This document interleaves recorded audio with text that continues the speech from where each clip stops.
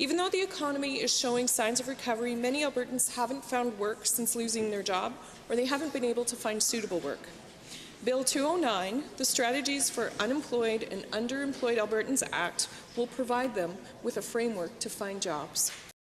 What I can tell you is that Alberta energy producers and Albertans don't like Ontario New Democrats coming and telling them their business. Albertans want to be involved in those answers. But, Madam Speaker, I will say the challenge facing our province is absolutely extraordinary. But desperate times call for desperate measures. In the short term, curtailing oil production would be a dramatic step.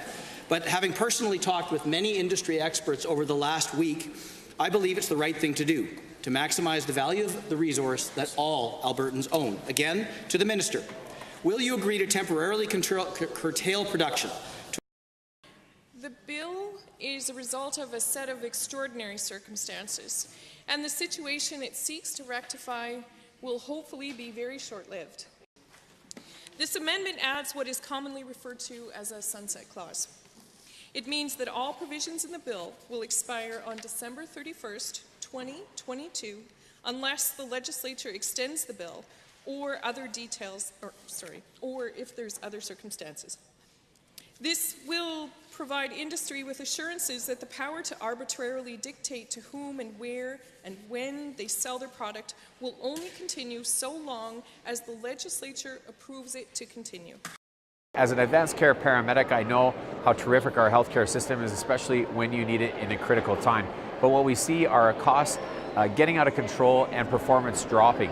We need to make sure that we address that, to make sure there's sustainability in our system, because sooner or later we're not going to be able to afford it and the system is going to fail. That's not good for Albertans, it's not good for you. We want to make sure that we're taking care of the future. The NDP's handling of power purchase arrangements may be the single greatest scandal of this government's short tenure, and that is saying something. Their ham-fisted mismanagement of this file has cost Albertans over $1 billion, but yesterday the Minister of Environment and Parks said repeatedly that the resolution with NMAX will have no impact on taxpayers. This seems to defy logic. Maybe the Premier can help us out. To the Premier, can you confirm that this settlement will actually cost Albertans $0 in any way? Thank you, Madam Chair. I rise to introduce an amendment to Bill 21, an act to protect patients.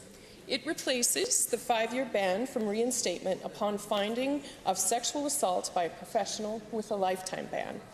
If passed, the amendment will eliminate the ability of a professional who has been found by their college to have sexually assaulted a patient to reapply to practice in Alberta.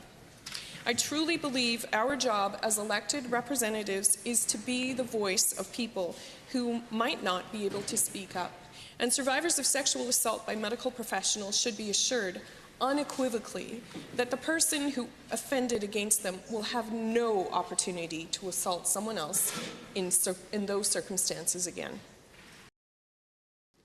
On behalf of the Alberta Party Caucus, I rise today to join the government in apologizing for all those affected by the actions of those in power.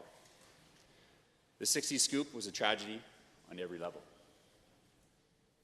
It was a personal tragedy for those who were taken from loving homes. It was a cultural tragedy where a generation of Indigenous peoples were forcibly separated from their traditions, their identities, and families. And it was a societal tragedy that we allowed and perpetuated such a terrible and callous act against our Indigenous brothers and sisters. It's my hope that this apology is a step towards true reconciliation. 69% of kids in care are Indigenous, and only roughly 5 to 10% of kids in the province of Alberta are Indigenous. So there's that vast overrepresentation. And that's why I've moved this amendment, which will create a review committee composed of one or more persons who are representative of Indigenous communities, guardians and caregivers of children, providers of services to children and families, and one or more members from each caucus represented in the Legislative Assembly. That, I hope, creates the same and carries on the same spirit of cross-partisan work focused on outcomes. But I think we also have to acknowledge that there have historically been some tremendous shortcomings in Alberta's child intervention system.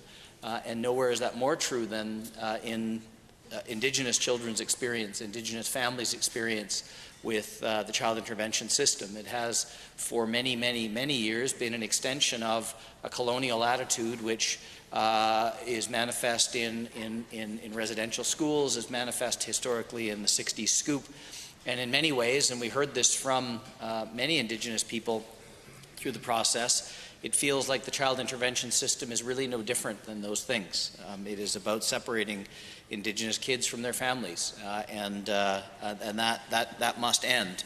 And I believe that Bill 22 is an important step in the right direction. Not an end in itself. I don't think we're there yet, but I think it is an important step in the right direction. Well, Mr. Speaker, what kind of session would it be without me getting a little verklempt or misty-eyed? I want to talk about my oldest son, Carson, who's incredibly brave.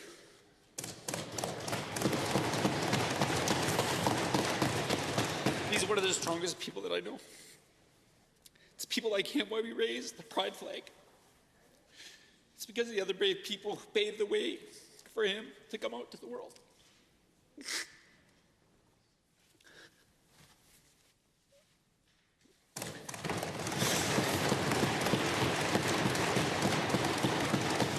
Because of those other brave people, they changed me. They inspired people like me to show us that God created us in His image, and He doesn't make mistakes.